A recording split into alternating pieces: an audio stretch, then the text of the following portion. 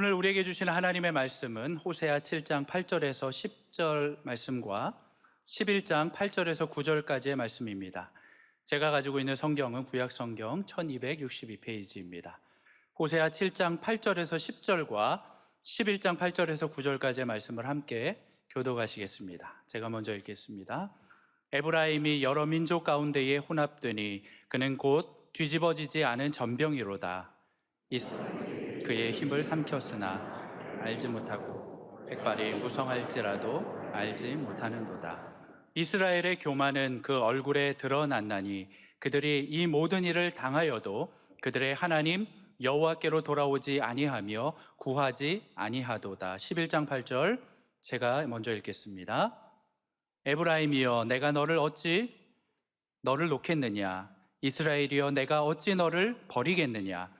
내가 어찌 너를 아드마같이 놓겠느냐? 어찌 너를 스보임같이 두겠느냐? 내 마음이 내 속에서 돌이키어 나의 긍휼이 온전히 불붙듯 하도다. 함께 읽겠습니다. 내가 나의 맹렬한 진노를 나타내지 아니하며 내가 다시는 에브라임을 멸하지 아니하리니 이는 내가 하나님이요 사람이 아님이라. 내 가운데 있는 거룩한 이니 진노함으로 내게 임하지 아니하리라. 아멘. 할렐루야. 우리 찬양대가 고백한 대로 우리의 삶의 모든 복잡한 마음의 창문들을 다 닫아 걸고 우리의 시선과 우리의 영혼의 안테나가 주님께만 고정되기를 바랍니다. 오늘 말씀은 특별히 육신의 귀로만 듣지 말고 마음으로, 영으로 오늘 말씀을 들었으면 좋겠습니다. 다시 육신의 귀로만 듣지 말고 뭐예요? 마음으로, 영으로, 영의 눈을 열어서 이런 말씀을 들었으면 좋겠습니다. 오늘 말씀의 제목은 세속화의 극복이 되겠습니다. 지난주에 제가 갈렙을 통하여 이제 그가 40세 때나 믿음 보고 1.0을 썼고 85세 45년이 지나서 믿음 보고 2.0을 해야 한다 말씀을 드렸고, 사랑의 교회가 올해가 45주년을 맞이하면서 믿음 보고 2.0을 해야 하는데 어떻게 하면 좋을까? 그 믿음 보고 2.0을 가로막는 제일 방해물이 뭘까? 장애물이 뭘까 생각하다가 오늘 이 말씀 세속화의 문제를 우리 앞에 놓고 이 문제를 좀 진지하게 다뤄야 되겠다 그래서 생각을 해보았습니다. 우리가 어느 정도 세속화되어 있는지 우리가 한번 측정을 해보면 좋겠어요.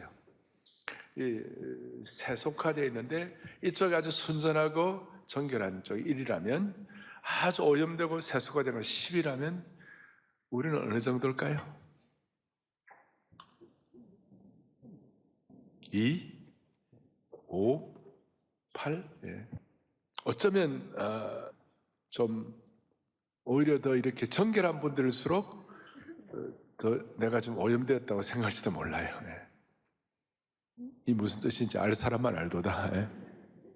인류 역사 가운데 지금 우리가 살고 있는 이 시기는 가장 부유하고 풍요롭게 살고 있습니다. 그러나 우리 주위에 보면 상상치 못할 일들이 많이 일어나고 있습니다. 가정이 완전히 파괴가 되고, 제가 말씀 안 드려도 너무나 타락한 문화들이 많이 있습니다. 특별히 우리 자녀들은 이 세속화에 그냥 프론트라인에 서 있어요. 그들이 배우는 역사, 그들의 교육, 그들의 문화, 그들의 디지털, 그들의 예술에 대한 모든 시각들 어마어마하게 세속화되는 거예요. 강력한 세속화에 찌들어져 있습니다. 말하기를 좋아하는 사람들은 한국 교회를 비판하는 가운데 신앙과 삶이 분리되어 있다, 뭐 그런 식으로 오래전부터 얘기하고 있습니다만은 우리 입장에서는 이 세속화의 문제는 이중성에 관한 것이에요. 뭐에 관한 것이라고요? 이중성. 오늘 본문에 보면 뒤집지 않는 전병이라는 말이 나오는데, 전이라는 것은 구울 전자고 병은 떡병자예요. 그러니까 구운 떡을 말하는 것인데 뒤집지 않았다, 이중적이다 이 말이죠. 마태복음 7장에 보면 22절에 주여 우리가 주의 이름으로 선지자 노릇하고 주의 이름으로 귀신도 쫓아내고 주의 이름으로 많은 권능도 행했다. 근데 23절에 그때 내가 그들에게 밝힌 말은 내가 너희를 도무지 알지 못한다. 어떻게 보면 겉으로 볼 때는 신앙 좋고 저분은 참 괜찮은 사람이다 인정하지만 주님 보실 때는 아니야. 어떻게 보면 저희들 같은 경우 또 사역자들인 경우 이런 말씀 들으면 막 가슴이 서늘해지는 거예요. 그러니까 사람 앞에 있을 때 하고 아무도 보지 않을 때 하나님과 나와 독대할 때 나는 과연 어떤 종류의 사람인가? 이것이 이중성에 관한 문제라는 것입니다. 섬뜩한 것이죠. 겉으로는 말씀도 잘 아는 것 같고 대단한 것 같은데 실제로는 그렇지 않다. 신앙의 이중성을 주님은 질타하는 것입니다. 그러니까 이중성에 대한 극복이 세속화의 극복이라는 것이에요. 저는 국밥은 따로국밥을 좋아해요. 그런데 삶은 따로국밥 되면 안 된다 이 말이에요. 이중성이 되면 안 된다 이 말이에요. 교회 생활은 열심히 하는데 사회생활이나 생활 인격은 바뀌지 않는 사람이 있다고 칩시다. 그러니까 교회 생활과 사회 삶이 따로 논다. 이게 이중적이라는 것이죠. 이게 왜 이렇게 큰 문제가 되는가? 선대 오카노 목사님은 제자훈련에 대한 말씀을 할 때 이런 얘기를 하시는 거예요. 만일 이런 사람들이, 이중적인 사람들이, 겉으로 교회 생활 열심히 한다고 하는 사람들, 이런 사람들이 또 삶은 따라오지 않는 사람들이 만약에 이런 사람들이 제자훈련에 대한 과정을 마쳤다는 이유로 이 사람이 예수님의 제자가 되었다고 인정한다면 그것은 교회의 세속화를 촉진하는 화를 자초하는 것이다. 그리고 우리 그리스도인들은 사실 예수 믿지 않는 분들하고 좀 다르죠. 우리는 예수 믿지 않는 사람들은 그냥 도덕적인 본능이라든지 그 다음에 어떤 육신적인 본능 정도만 있지만 우리는 영적인 본능이 새로운 자아가 생겼잖아요. 그러니까 우리에 있어서 그리스도인들의 다 이중성의 문제가 다 심각한 거예요. 오죽하면 바울 사도 같은 경우는 오호라 나는 곤고한 사람이로다. 이 사망의 몸에서 누가 나를 건져내랴. 우리에겐 다 이게 다 말은 못하지만 나름 이중적인 것이 다 있을 수 있는 거예요. 이거는 죄성을 가진 인간, 우리가 완전히 주님 앞에 도달하지 않을 때까지는 우리가 다 이런 약점들이 다 있기 때문에 이중성에 대한 것은 늘 영원한 과제라고 할 수 있는 것이에요. 근데 문제는 이런 이중성의 문제가 심각해질 때는 우리가 영적인 힘을 다 잃어버리는 거예요. 영적으로 약해지는 것이에요. 그러니까 믿음 복음을 할 수가 없는 것이죠. 왜 그리스도인은 세속화의 거친 파도에 맞서가지고 힘을 다하여 사력을 다하여 자신을 지켜야 하는가? 세속화를 신앙인의 힘을 잃게 하는 마치 삼손에게 있어서 힘의 근원인 머리카락을 자르는 행위와 같다고 말할 수 있습니다. 세속화는 그리스도인을 오합지졸로 만드는 삼손의 머리카락을 자른 가위와 같다고 말할 수 있습니다. 기독교인의 수가 아무리 많다고 하더라도 세속화되어 있다면 삶의 영역에서 영향을 끼치지 못하는 것입니다. 세속화에 물든 신앙인은 그리스도인의 향기를 뿜어내지도 못하고 그리스도인으로서 영향을 끼칠 수도 없는 것이에요. 우리는 들릴라의 그 여인의 가위에 자신의 머리카락을 맡긴 삼손을 보면서 참으로 어리석은 자라고 손가락질합니다마는 우리 세속화의 가위가 우리의 머리카락을 자른 것에 대해서는 너무나 무심한 분들이 많이 있다는 것이에요. 들릴라가 삼손의 머리를 잘라가지고 그래서 세계 최초의 미용사가 들릴라예요. 들릴라. 그런데 삼손이 자기의 영적인 힘이 나가는지도 몰랐어요. 어떻게 보면 삼손은 세속화예요. 그것이. 오늘 본문은 하나님의 자녀가 세상과 동화되고 세속화될 때 어떤 위험이 일어나는가? 껍데기는 변화된 것 같은데 속이 변화되지 않으면 어떤 일이 일어날까? 예수 믿는 사람이 세속화되어 가지고 영적으로 병들거나 약해 보일 때 우리 주님이 얼마나 안타까워하실까 하는 내용들을 가지고 좀 살펴보도록 하겠어요. 첫 번째 생각할 것, 뒤집지 않는 전병과 보이지 않는 백발을 좀 말씀할 거예요. 오늘 이 말씀의 본문의 배경은 2700여 년 전에 살았던 호세아 선지자가 당대 이스라엘 사람들에게 이렇게 말씀을 하는 것인데 아주 그 시대 사람들도 오늘과 비슷했어요. 그러니까 오늘 이 말씀은 영적인 능력이 탈진되고 세속화되고 이중적인 이스라엘 백성들을 향한 하나님의 안타까운 심정을 아주 뜨겁게 표현한 본문이라고 말할 수 있어요. 8절에 보니까 이렇게 나와 있어요. 에브라임이 여러 민족 가운데 혼합되었다. 그러니까 에브라임의 혼합주의를 질타하는 것이에요. 잘 아시는 대로 북쪽 이스라엘 나라는 이제 10지파로 되어 있었는데 오늘 여기 보니까 이스라엘을 에브라임과 에브라임이란 말이나 이스라엘이라는 말이나 같이 취급하고 있어요.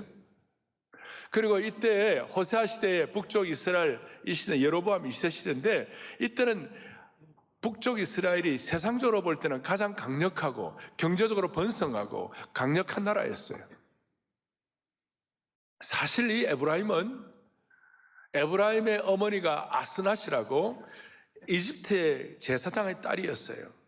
그러니까 어떻게 보면 이집트의 어떤 그 문화가 있었던 사람인데 하나님의 특별한 은혜로 요셉과 결혼함으로 말미암아 에브라임이 나왔죠. 에브라임은 첫째 아들입니까? 둘째 아들입니까? 둘째 아들이죠. 므낫세와 에브라임인데, 근데 하나님께서 야곱을 통하여 요셉 대신에 야곱을 통하여 에브라임과 므낫세를 야곱의 마치 손자를 아들처럼 양자처럼 삼았어요. 그러면 그것이 너무 감사해가지고 지사충성하고 한결같아야 되는데 그런 에브라임이 오늘 이 시기에 와서 무슨 일이 벌어졌는가?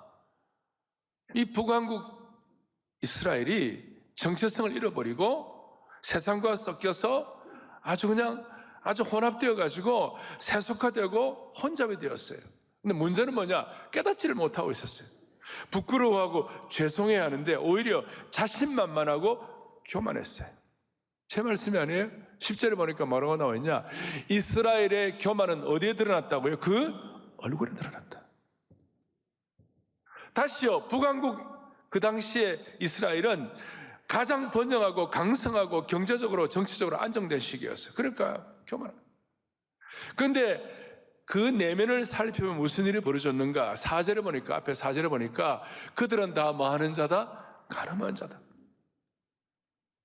가늠하는 자다.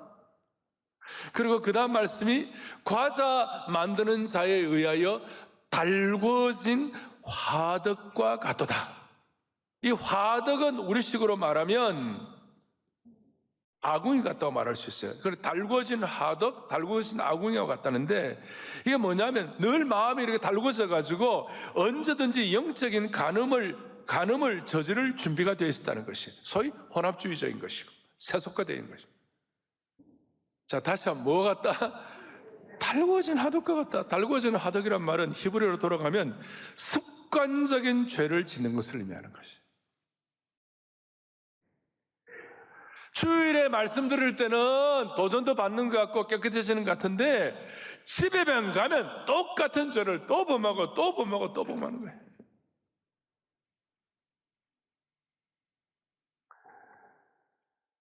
이런 악한 사람들에 대해서 6절에 그들이 가까이 올 때 그들의 마음은 강교하여 화덕과 같다. 다시 한번 화덕과 같다. 겉으로는 안 그런 척하지만 속마음은 화덕처럼 아주 그냥 이글이글하고 있잖아요. 뜨거워져 있는 거예요. 실제로 이들은 정치적인 이중성 때문에 북왕국 말기에 4번이나 반역을 해가지고 왕조가 4번이나 바뀌는 아주 궁중한의 음모와 반역과 배신이 횡행하고 빈번했어요. 이런 문제가 있는데 불구하고 심각한 문제는 7절이 뭐냐면 그들 중에 내게 부르짖는 자가 뭐예요? 하나도 없다. 이 세속화의 문제를 심각하게 생각해가지고 주님이 세속화의 문제를 해결해 달라고 고민하면서 주님께 부르짖는 자가 어떻다? 하나도 없다.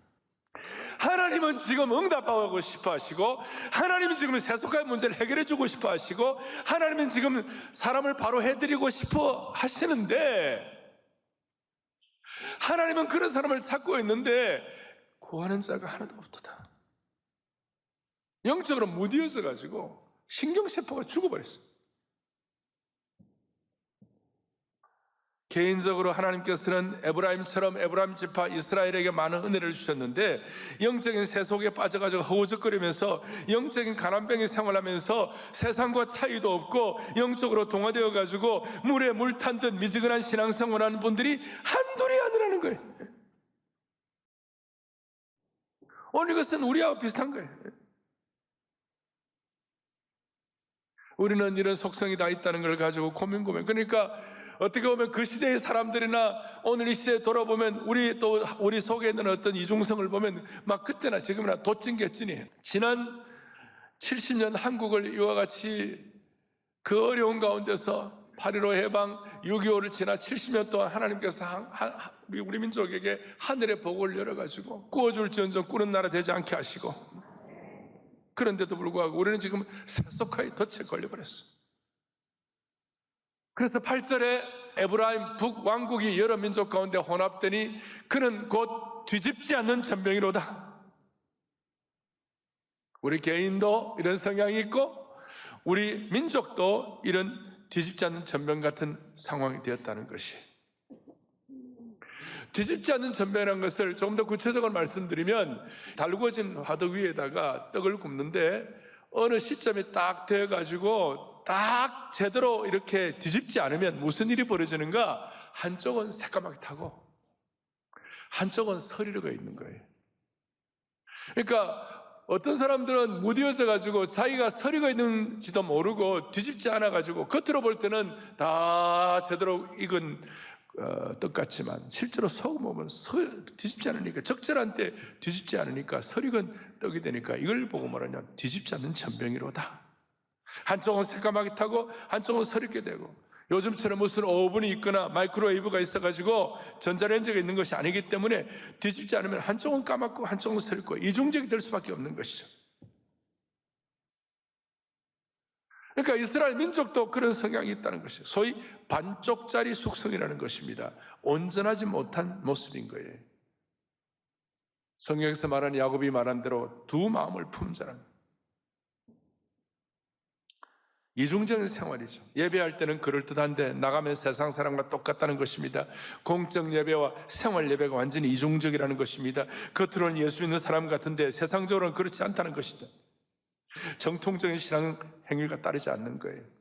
그러니까 자연스럽게 이렇게 뒤집지 않은 전병이 되니까 무슨 일이 벌어요? 영적으로 약해져 버린 거예요. 내면이 실하지 않는 거예요. 그래서 9절에 이방인들이 그의 힘을 삼켰으니 알지 못하고 백발이 무성할지라도 알지 못하는도다. 속 사람의 힘이 다 빠져가지고 백발이 되어가지고 백발이 무성할지라도 알지 못한다고 그랬어요. 백발이 얼룩얼룩해가지고 체력이 빠진 존재가 되었다, 그 뜻이요. 겉으로는 백발이 무성한 것처럼 보이지만 체력이 빠져가요. 젊음의 신앙의 영적 패기가 사라지고 젖줄이 끊어진 아이처럼 얼굴이 노랗게 돼갖고 가시밭에 떨어진 씨앗같이 체력이 빠져서 메마르고 노래진 것입니다. 무뎌진 사람 되었다는 것입니다. 여러분, 무감각해지면 무슨 일이 벌어집니까? 신경이 죽으면 아프지도 않아요. 그러니까 영적으로 이 세속화되어 가지고 신경이 죽으니까 무뎌진 거예요. 여기서 받는 교훈은, 하나님의 자녀가 세상과 동화되어 뒤집지 않는 전병처럼 살면 속 사람이 힘을 잃고 영혼의 사람이 얼룩얼룩 백발같이 된다는 것입니다. 우리 권사님들, 우리 여성도님들께서 이제 전 부칠 때에 전을 딱 뒤집으면서 주여 뒤집지 않는 전병 되지 말게 하옵소서. 그런지 다시요, 뒤집지 않는 전병은, 한쪽만 입은 전병은 절반의 그리스도인이라고 할 수 있어요. 너무나 절반의 그리스도인들이 많아요. 헌신을 드리는 것 같은데 아나니아와 삽비라처럼 절반의 헌신을 드리고 경건의 모양은 있으나 경건의 능력이 없는 절반의 신앙의 걸 가진 사람들이 많아요. 온전한 그리스도인데 절반의 그리스도인. 하나님은, 우리 주님은 우리를 절반의 그리스도인으로 부르지 않는 줄을 믿습니다. 주님의 구원 역사는 절반의 구원 역사가 아니에요. 주님이 우리를 구원하신 피의 역사는 온전한 역사인 줄로 확신합니다. 하나님께서 우리에게 하신 것 보세요. 온전한 구원이에요. 그래서 우리가 하나님께 올려드리라는 것도 절반의 헌신이 아니라 온전한 헌신, 온전한 예배, 온전한 드림인 것이. 그래서 이 절반의 헌신, 이중적인 신앙에 대해서 오늘 다 어떤 게 대표적인 것인가 하면 이렇게 나와 있어요. 요한일서 1장에 보니까 하나님과 사귐이 있다고도 사실은 뭐예요? 어둠에 행하는 자. 그리고 빛 가운데 있다면서도 사실은 뭐 형제를 미워하는 자. 겉은 깨끗하나 속에는 탐욕과 탐욕이 가득한 자. 결정적으로 하나님을 사랑하는 자라고 하고 그 형제를 미워하는 자. 아주 이중적이에요. 이게 추상적인 것이 아니에요. 삶의 현장에서 겉으로는 교회 생활 열심히 하고 아주 단정하고 그리고 참 신앙생활 잘하는 것 같은데 우리 남자 성도들 가운데 집에서는 가족들에 대해서 함부로 말을 하고 상처를 주고 자신의 분노를 제어하지 못해가지고 폭발하고 가정을 사름파로 만들고 그리고 항상 자신이 옳다고 그런다면 이거는 뒤집지 않는 전병이에요. 어떤 권사님은 교회에서는 인자하고 친절한데 집에 가면 자녀들이나 며느리한테 쌍심지를 켠다. 뒤집지 않는 전병이에요. 요새는 또 며느리들도요, 어머님 이러시면 안 되잖아요. 며느리 시집 살이시키는 며느리들도 있어요. 제가 이런 말씀드리지만 우리가 100% 자유로운 사람이 어디 있겠어요? 다 완벽한 사람 어디 있겠냐고. 다 부족한. 그래서 우리는 오늘 이 말씀이 우리에게 도전이 되는 것이고 이런 말씀을 통과해야 우리가 부흥으로 나갈 수 있는 줄로 믿는 것이에요. 그리고 이런 말씀이 내게 와닿고 아 내가 참 부족한 것이 있구나라고 느끼는 사람은 영적 신경이 살아있는 것이고 뭐 들어도 그냥 무덤덤하면 이것은 뭐냐면 설익은 사람이에요.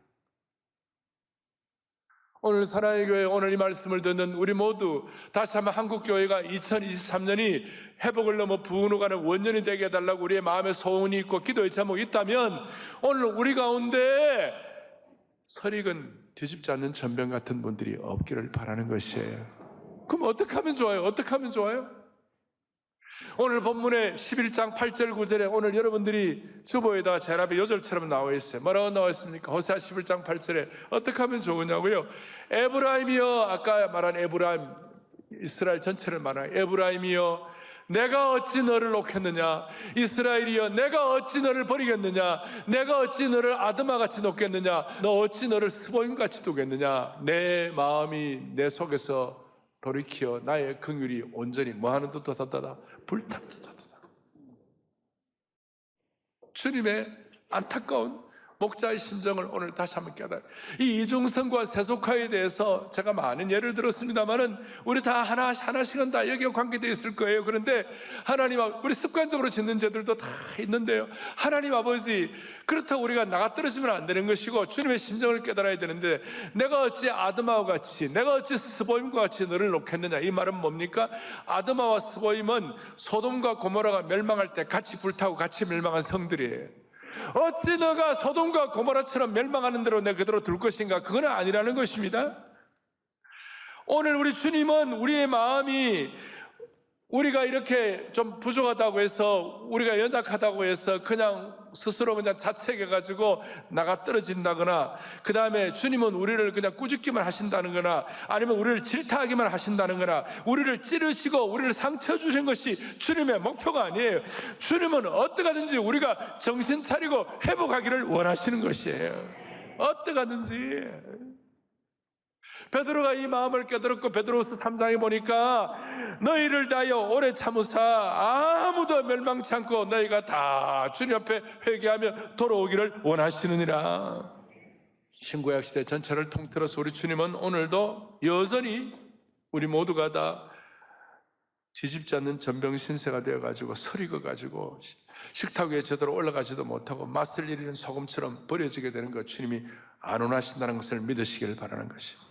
오늘 영적인 센스와 분별력과 통찰력을 다시 회복하십시다. 그러면 어떻게 하면 우리가 주님의 안타까운 심정을 깨달을 수가 있을까요?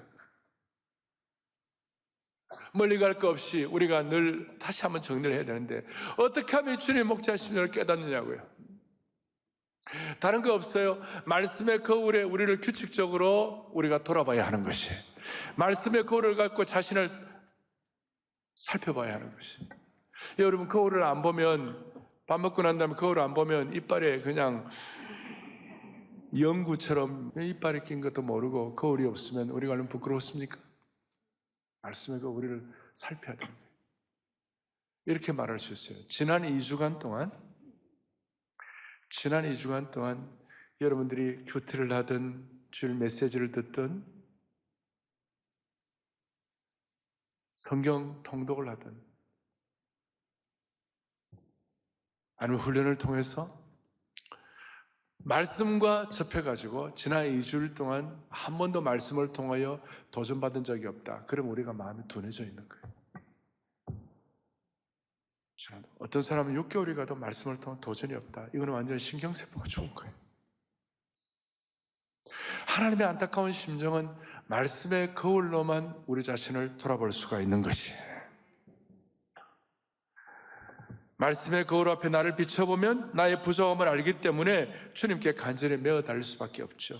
주님의 목자의 심정을 깨달은 자는 말씀의 거울에 자신을 비추는 사람과 똑같아요. 도대체 말씀의 거울에 자신을 비춘다는 것은 그러면 구체적으로 어떤 뜻인가? 이런 뜻이에요.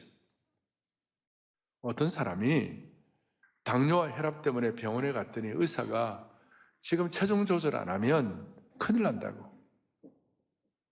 그렇게 해서 이거 체중 조절을 해야 되겠구나 이렇게 생각하고 체중 조절 교실에 갔습니다. 건강을 위하여 체중 조절을 하는 김에 자기의 어떤 몸도 좀 개선하고 싶어가지고 남자든 여자든 제가 이제 그녀로 합시다. 그녀로 다이어트 교실에 등록을 했는데 PT 트레이너가 제일 먼저 한 것이 뭐냐면 당신이 거울에다가 당신이 되고 싶은 몸 모습을 쉐이프를 한번 그려보라 그랬어요. 그런데 자기가 거울에다가 자기가 되고 싶은 모습을 그려놓았는데 자기의 몸을 같이 대입해 보니까 넘쳐났어요. 벌써 초가 됐어요. 그래서 계속 그분은 운동을 하고 음식을 조절하고 거울 앞에 섰고 그때마다 몸이 줄긴 했지만 거울에 그려놓은 윤곽에 아주 다다르지를 못했어요. 그래서 더 조심하고 그래서 더욱더 열심히 운동을 하고 엄격하게 음식을 조절하고 그러던 어느 날 그 거울에다가 그려놓은 자기의 몸매의 모습과 딱 들어맞았어요. 이때는 할렐루야까지는 안 하더라도 아멘은 할 수 있어요. 자, 제가 말하는 요지가 이거예요. 말씀의 거울 앞에 자신을 비춘다는 것은 하나님께서 원하시는 나의 모습이 있어요. 저도 저의 모습, 하나님 원하시는 저의 모습이 있어요. 이중적이지 않는, 세속화되지 않는 저의 모습이 있어요.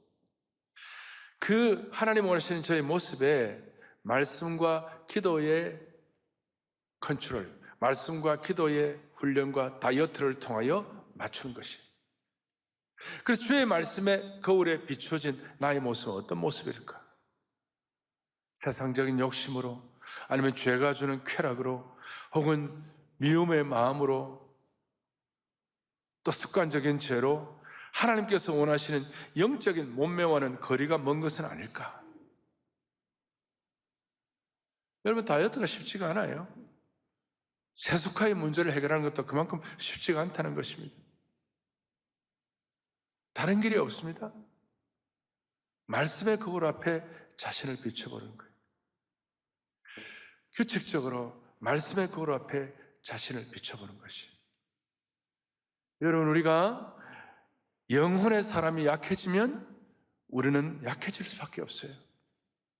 우리는 결국 영혼의 속사람과 영혼의 사람이 약해져서 약해지는 것입니다. 남편 잘못 만나가지고, 아내 잘못 만나가지고, 무슨 물질의 문제가 있어가지고, 누구누구 때문에 이런 것은 둘째예요. 그것보다 더 심각한 문제는 우리의 영혼의 사람이 약해져서 약해진 거예요.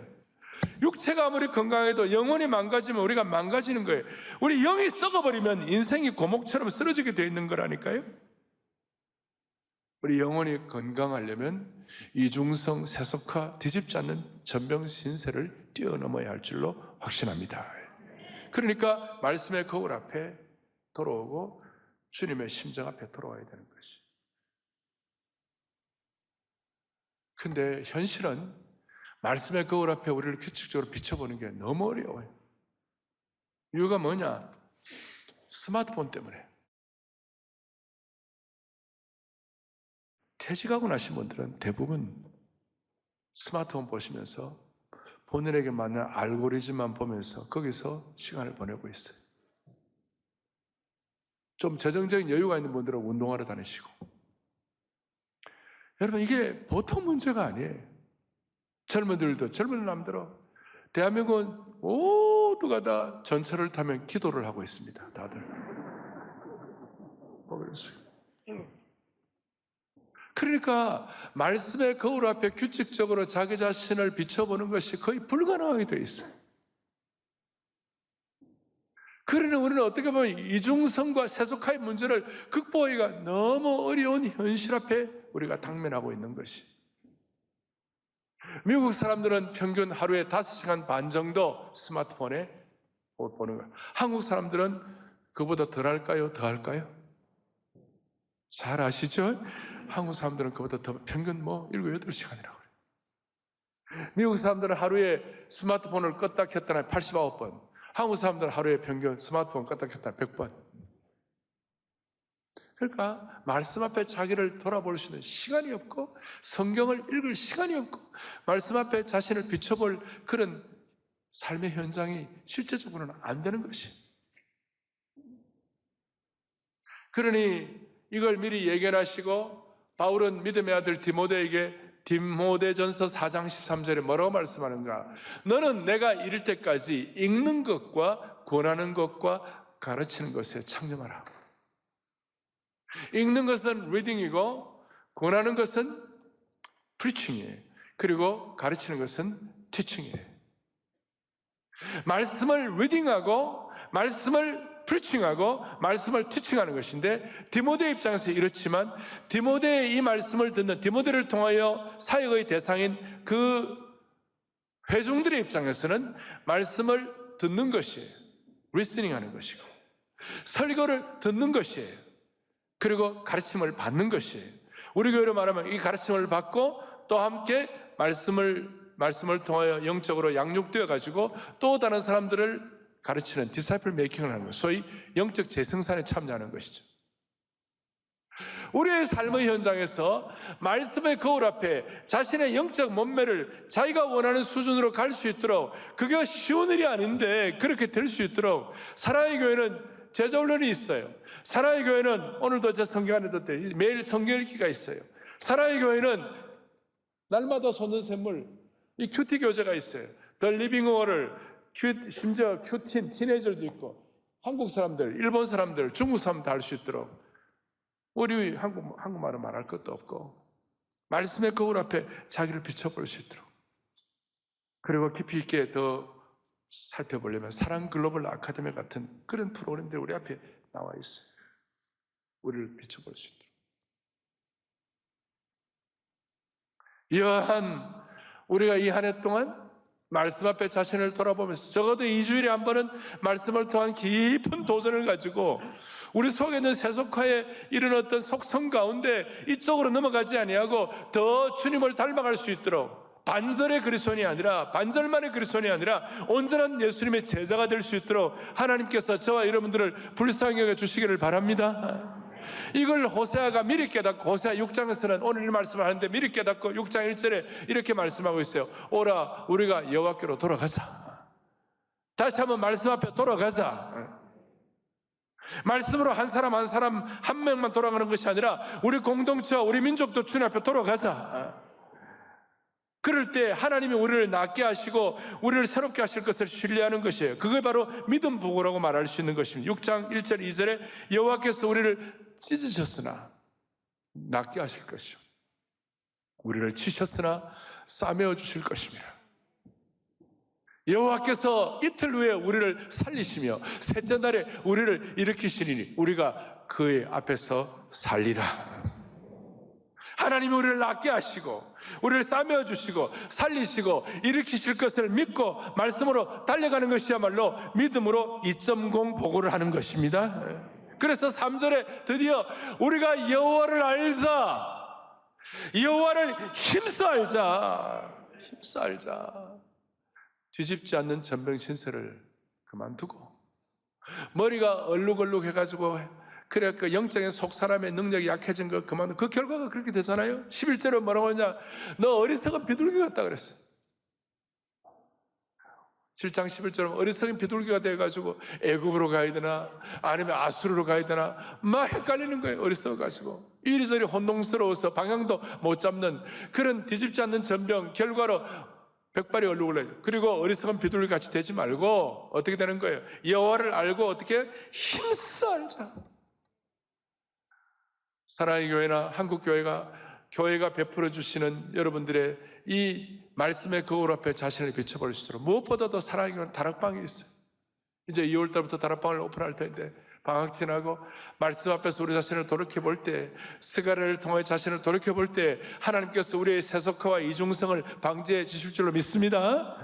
제가 이 말씀 호세아서를 보면 제일 마음에 감동된 것 중에 하나 14장 8절이었어요. 뭐라고 나와 있는가? 다 같이 우리 크게 합독하겠습니다.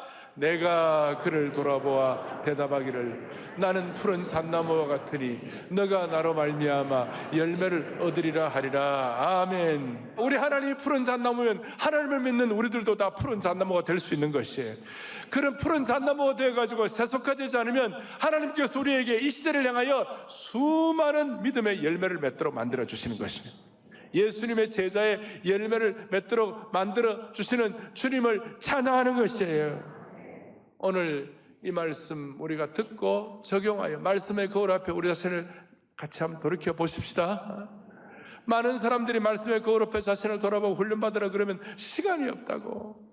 시간이 왜 없어요? 여러분 먹는 데는 맛집에 가는 데는 빨리 가고 여러분 무슨 주름 제거하는 데는 열심히 하시고 다 하시면 왜 말씀 앞에 자신을 돌아보는 일이 중요한 일에 시간을 안 내시면 되겠냐고요.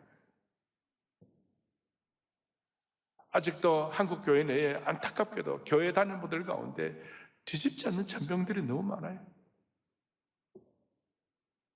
뒤집지 않는 전병을 극복한 신실한 주의 종들, 여러분들을 통하여 우리 모두가 다 한 사람 한 사람은 한 겹줄이지만 우리가 이런 마음의 소원을 가지고 집중하는 분들은 2겹줄이 되고 3겹줄이 되고 5겹줄이 되어가지고 다시 한번 한국교회가 회복을 넘어 부흥으로 나갈 수 있도록 하나님 길을 열어주시기를 소망합니다. 사랑하는 형제자매 여러분, 오늘 세 번째 주일날 이 귀한 말씀을 같이 나누었습니다. 우리 속에는 모든 이중적인 것, 세속화된 것들, 습관적인 죄악들, 달구어진 화독들, 뒤집지 않는 전병들이 정리되는 축복을 우리 모두에게 허락해 주시기를 소망합니다. 자비로우신 아버지 하나님, 우리 가운데 아직까지도 세속화의 거친 파도 앞에 굴복해가지고 뒤집지 않는 전병처럼 어리석은 비둘기처럼 신음하고 있는 성도들이 있다면 말씀의 거울 앞에 자신을 비추어 돌아오게 하여 주옵소서. 그래야 이 말씀의 능력으로 낫게 하여 주시옵시고 싸매어 주시고 살려주시고 일으켜 주옵소서. 이 시간 주님 앞에 마음에 무릎 꿇는 모든 성도들 푸른 잣나무처럼 풍성한 결실을 맺는 평생이 되게 해 주시기를 소망합니다. 우리 속에 있는 모든 세속화, 이런 것들을 탈세속화, 출세속화할 수 있는 믿음 보고서를 쓰는 저희의 삶이 되게 하여 주시기를 소망합니다. 거센 세속화의 바다 앞에서도 청청한 푸른 나무처럼 승리하는 은혜가 있게 하여 주시옵소서. 우리 주 예수 그리스도 이름 받들어 간절히 기도 올리옵나이다. 아멘.